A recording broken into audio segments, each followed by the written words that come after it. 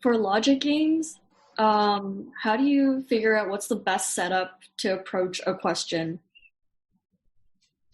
Well, I'd start by doing a lot of games of similar types in a row, so you start to see the common patterns in those game types. So in my study plans, for example, I'll have you do a bunch of ordering games, then a bunch of grouping games, then a bunch of combination games, and doing them by type, you see the common indicators of what game type you're dealing with, and that can impact what kind of diagram you make. And I further subcategorize it as well, so you can better see the connections, but that's where I would start. Okay. I've taken an LSAT prep course before, and what they recommend us to do when we're answering reading comprehension or logical reasoning is to pre-phrase it before you start looking at the answer choices. But sometimes it's very difficult to pre-phrase when it's a very complex argument. Example has 3 premises and then a sub-conclusion and then a conclusion, and then in between all that, I have to figure out if it's a conditional or a causal relationship. Yeah, I hear what you're saying. Pre-phrasing isn't always the way to go. It's a useful strategy, and when you can do it, it's great, but it doesn't work for every question or for every question type. For flaw questions, for example, pre-phrasing is useful because there's one big flaw the argument's guilty of, and if you can identify and articulate that flaw for yourself, it's much easier to solve the question. But on the other hand, a question type like strengthen or weaken, there might be several different ways you could strengthen or weaken the argument. So you might not have any pre-phrase at all, or the one that you come up with might not be the one LSAC is asking about. So I wouldn't count on it as a strategy that will work all the time. Okay. So what do you recommend to do for those type of questions then? Be open to possibilities. I mean, to weaken an argument, for example, you want to be open to alternative possibilities and alternative explanations. And so the one you did come up with, the one that you pre-phrase, is simply one, but there could be many, many other possibilities as well. So if we say, for example, someone got a 180 on the LSAT, therefore they're guaranteed to gain admission to Harvard, that's an argument that's obviously open to attack. There are many ways we could weaken that argument. Perhaps their GPA was a 2.0, or maybe they didn't go to undergrad at all, or maybe they committed a felony, or maybe their personal statement was terrible. There's a lot of reasons why even getting a 180 would not guarantee admission to Harvard. I just listed 3 or 4 different ways to weaken that argument. LSAC could ask any one of them. So it's really about engaging with it in a more informal, real-world sense, like you were having a conversation with somebody. I get the sense that you're asking about these techniques that are useful, but they can't be applied mechanically, and they're not always applicable. So be open to alternatives. Okay. How do you stay focused in a very dry reading comprehension passage? It's just, I don't know, it's so boring that you're kind of reading through it, and then by the time you reach the second paragraph, you didn't absorb the first paragraph because it was so boring. Yeah, I hear what you're saying. And part of it is fake it till you make it.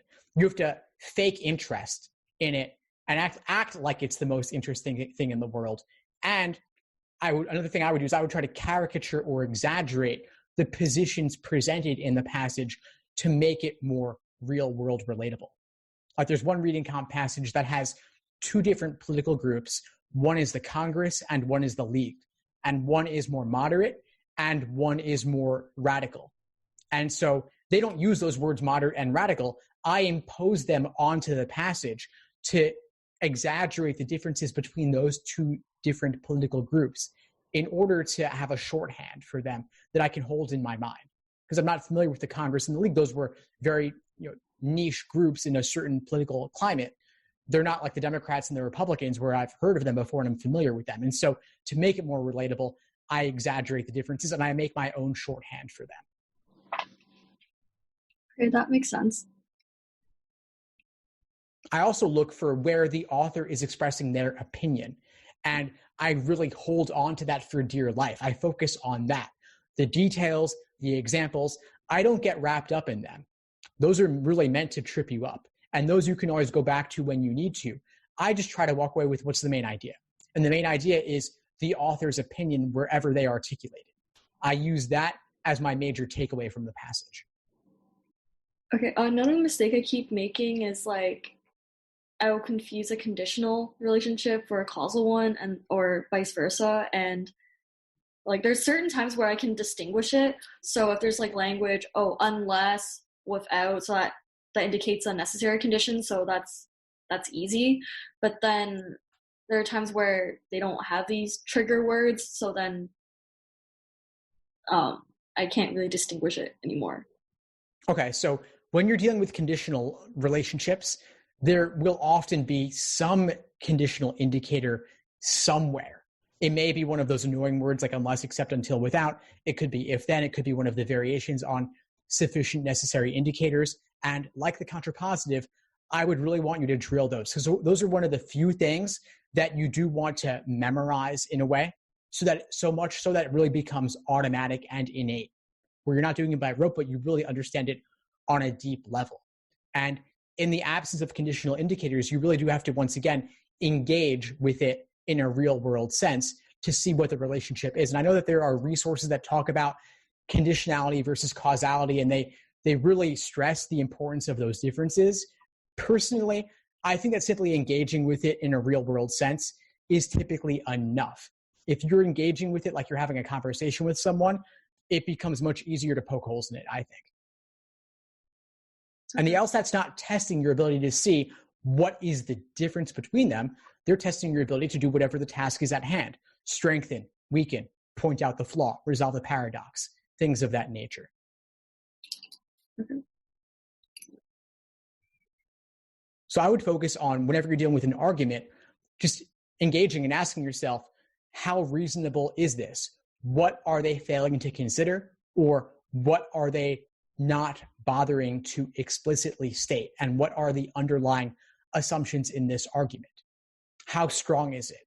And then test it a little bit by asking yourself, how could I weaken this? How could I strengthen it? Okay, that makes sense. So I'm gonna write my LSAT on January 13th, so that's barely 2 weeks from now. My practice score is not that great right now, so like, what do you suggest that I do from now to like then to just, I guess, maximize potential? I would suggest you do, on average, no more than 2 timed exams per week over the next 2 or so weeks. So for you, that may be 2 exams, that may be 3 exams, nothing more than that. Just a couple of exams along with detailed review of those exams. And that's pretty much it. The fact, though, that you're not feeling proficient in the contrapositive suggests to me that January might be too soon for you. You could take January, but if you want to reach your fullest potential on the LSAT, I would want things of that nature to be airtight for you before you walk into test day, and honestly be airtight for you at least 1 month before, if not more than that. So you could take January and apply with whatever you get, but if you want to reach your fullest potential, I think it might require a little bit more time. I know that's not the question you asked, but part of my role as a coach is to really tell it to you like it is, because that's what will best serve you in the admissions process. I have no choice but to take the January one, because if I want to get into law school September 2020, the latest LSAT test that my schools are taking is like the January one. So if I don't take it, then I'm like not considered at all. Yeah, no, I hear what you're saying. The alternative then is to take it a little bit later and apply at the beginning of the next cycle, which I know nobody ever wants to hear that and nobody ever wants to do it, but your odds are higher and there's more scholarship money available simply by applying at the beginning of the cycle. And if you also have a higher LSAT score on top of that, you're really boosting yourself up significantly.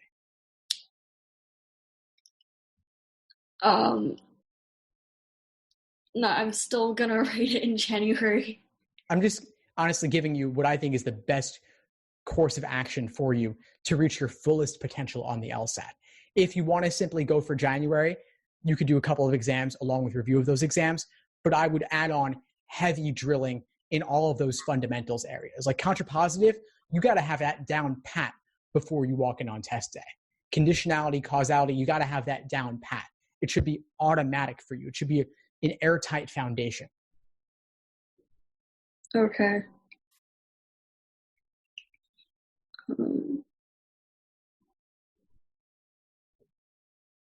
All right. Any other questions for you? I mean, if I have to write it again, then like I'll just aim for like maybe September. That's fine. Yeah, but ideally, I mean, I'm just gonna basically cram for the next 2 weeks and we'll just see what comes out then. Yeah. I just wouldn't want you to run the risk of burnout on that. So I would give it your all, but don't approach it from the mindset of cramming. Approach it from the mindset of, I'm going to do my best on this, but while the LSAT as a whole is incredibly important, no one particular test date will make or break you. And you can retake. I think that taking in January, seeing what happens, you can even apply with that. But again, if you want to reach your fullest potential on this, giving it more time would only help you. So going for September is a great option. It gives you several months to study at a fairly relaxed pace to shore up any weak areas you have, and then apply at the very beginning of the next cycle. Again, I know that nobody ever wants to hear that advice, but it really is. I mean, if you think about it this way, getting even just a few more points on your LSAT score could get you tens of thousands of dollars in scholarship money or get you into a better law school, which means higher salary on average upon graduating. So the ROI on that is huge. It's the easiest money you'll ever make to get just a few points more. Okay, well, thank you for your pointers. I'm gonna do everything you just told me. Awesome. Glad to help. Before we sign off, what would you say is the biggest insight you got from our call today?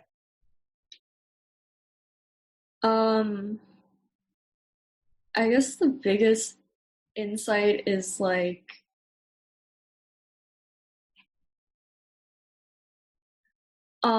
that if I can't pre-phrase something, then I'll just have to look at it in a real perspective and just try to attack the argument. A healthy sense of skepticism could help weed out the potential wrong answers. Awesome. I love it. Well, please keep in touch and let me know if I can help in any way as you move forward. Awesome. Thank you. Thanks for tuning into the show. Please subscribe if you haven't done so already to be notified of new episodes as I release them. And feel free to reach out if you need anything at all as you move forward with your prep. I'm happy to help however I can. In the meantime, I'll wish you all the best and take care.